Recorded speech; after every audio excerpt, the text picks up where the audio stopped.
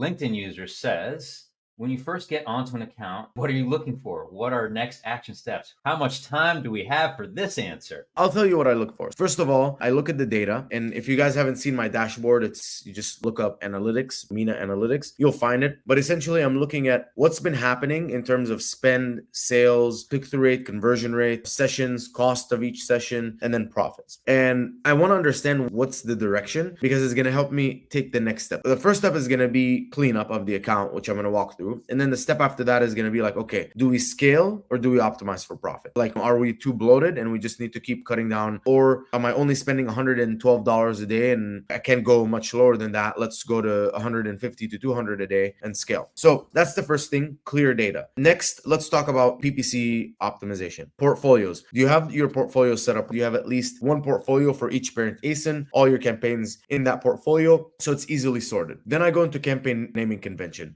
Is it clean? Can you look at the campaign and immediately know what's happening in that campaign? For me, it's product code, space dash place, the type of like, is it broad, phrase, exact, product targeting, category targeting, close match, loose match, space dash space, the intention behind that campaign. Is it a ranking campaign? Is it a branded keyword campaign? Whatever. And then the source of the keyword. Is it search term report, Helium 10 data dive, whatever it may be. This way, I can very quickly look at a campaign name and figure out what's going on. Next, I'm looking at campaigns with really good ROAS and low budgets, 10, 20, 50, sub 100. Why? Let's increase that budget. Let's get it 100, 200, 300, 500. If it's doing well, it'll do more well. Even if you have a $50 budget, it's only spending 15 a day, take it to 200 and it'll spend more most of the time. Then I go into the campaigns. I look at the campaigns. I look at the number of ad groups. If I have multiple ad groups, that hurts because it's just like that budget split weird. I don't know why. Amazon doesn't have ad group level budgets. It has it on a campaign. So you have $100 here, it splits 70-30. Why? We don't know. We don't have control. So I'm looking for any ad groups that are not working, pause them completely, or any keywords in ad groups that are multiple ad groups that are not working, pause them, because that's going to benefit me anyways. They're keywords that are not working, they're not generating sales, they're pointless in those ad groups. I can launch them in their own campaigns and they're probably going to perform better. Then I go and look at the number of keywords in each ad group. Again, this is the same with a maximum of 5. Sort by spend or sort by sales. Do I have any keywords that are not generating spend or not spending or not generating sales last 30 to 60 days? They're essentially dead keywords. Let's pause them so we can add them in their own campaigns. Then I'm looking at placements. So let's go back to the placement report and I'm seeing where do I have placements that are performing well, top of search first page or product detail pages. Let's increase the bid by placement a little bit, or vice versa. I have a bid by placement, but the placement is not performing as well as like another placement. So I'm going to decrease the bid by placement. First, I'm going to go to the search term report. I'm going to go to the search term report and I'm going to try and clean some things up. So I'm going to identify only in campaigns that are auto broad phrase and expanded ASIN, key search terms that are spending money and not making sales. So let's say spending $15 or more with no sales, sort that, identify those keywords, find which campaigns they're in, go add them as negatives. Then I'm going to do the same thing for keywords that let's say are greater than 90% ACOS and have 2 sales or less in the last 30 days or 3 sales or less in the last 30 days. Take those keywords, add them as negatives. Then I'm going to identify profitable keywords. So keywords, let's say between 1 to 20% ACOS, extract those keywords, figure out which ones I'm targeting in each match type and which ones I'm not targeting. Basically what I call is the duplication. So whatever I'm targeting, I'm not going to duplicate. Whatever I'm not targeting, I'm going to put it on the side and say, these are campaigns that I can launch. That's generally cleaning up the campaigns. And then are we going to scale? Let's start launching campaigns. The next thing after that is I look at my click-through rate and my conversion rate. Can my click-through rate and conversion rate be better? Click-through rate, the main levers that I can pull, better main image, changing my price, reviews, so getting more reviews,